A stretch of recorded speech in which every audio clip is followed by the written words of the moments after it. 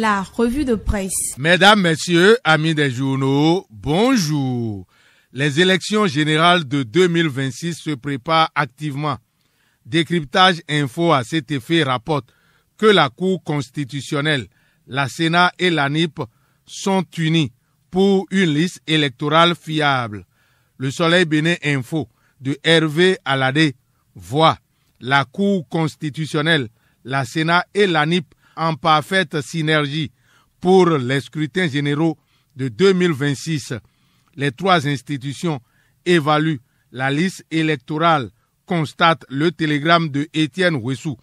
Une information que confirme Bénin Intelligent, certifiant que la Sénat, la Cour constitutionnelle et l'ANIP se mobilisent pour garantir une liste électorale informatisée fiable. Les institutions en charge de l'organisation des scrutins en 2026 se préparent donc avec un sérieux sans mesure. Dans les états-majors des partis politiques, on travaille également acharnement. Nouvelle Expression est allée dans le couloir de la FCBE pour s'interroger autour de la candidature de Paul Hunkwe. La stratégie Cori qui défie l'hégémonie talon à l'horizon de 2026 cherche à savoir Nouvelle Expression en s'interrogeant et au journal de souligner que désigner candidat de l'opposition pour 2026, ce vétéran politique Paul Hunkwe parie sur des alliances improbables pour fissurer la monolithe présidentielle. Succès ou mirage, se demande Nouvelle Expression dans son analyse. Que cache la candidature de Paul Hunkwe, cherche à savoir en manchette le patriote de Marcel Zoumenou. Pour Jakpata, Paul Hunkwe est le meilleur profil de l'opposition. La FCBE a vu juste entre la guéguerre qui alimente les relations Yahi et Talon, souligne Jakpata de Cyril Saïzonou.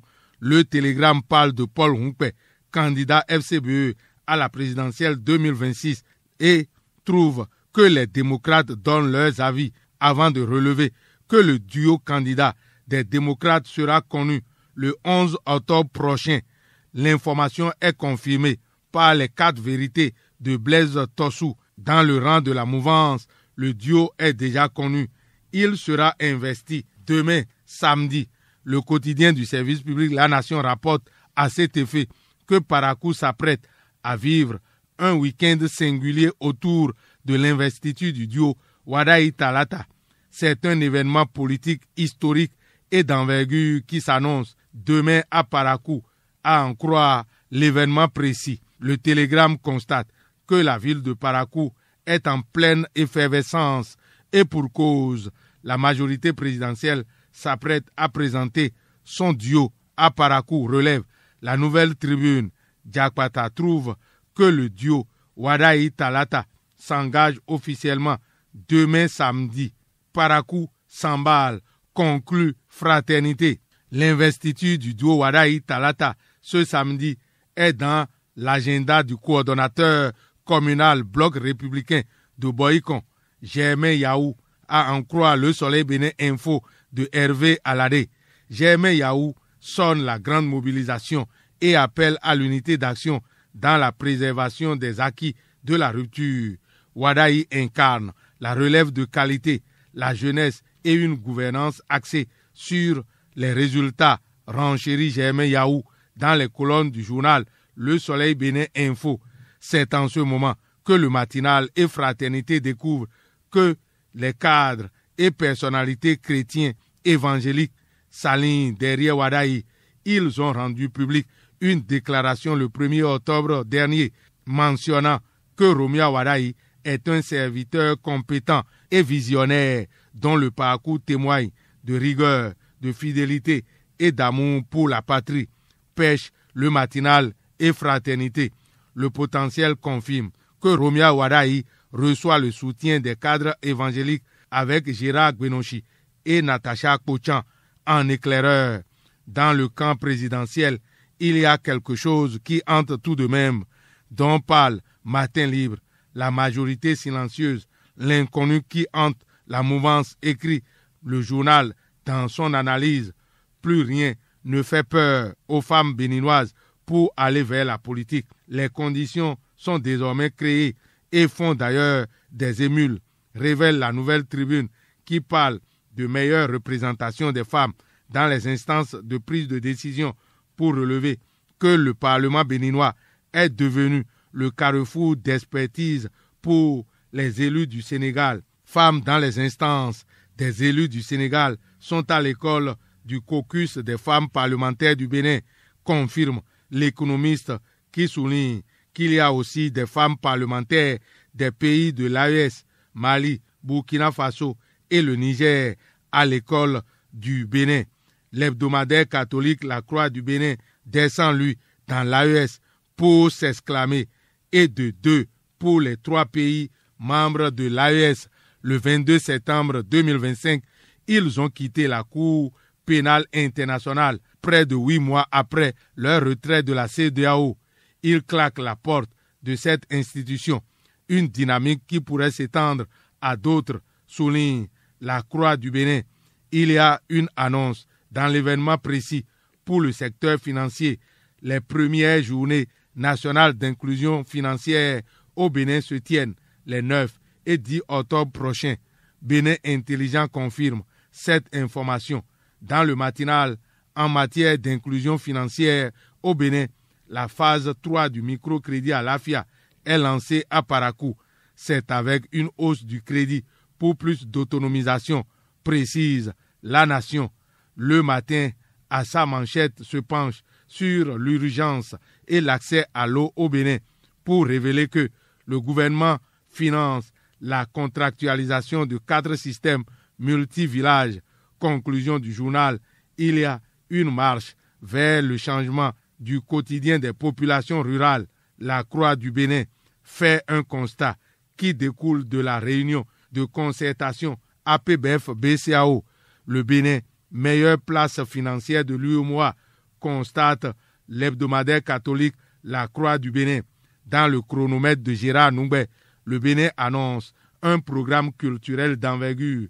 Le journal s'intéresse par ailleurs au fait qu'il faut savoir sauver une vie et ne pas risquer sa liberté.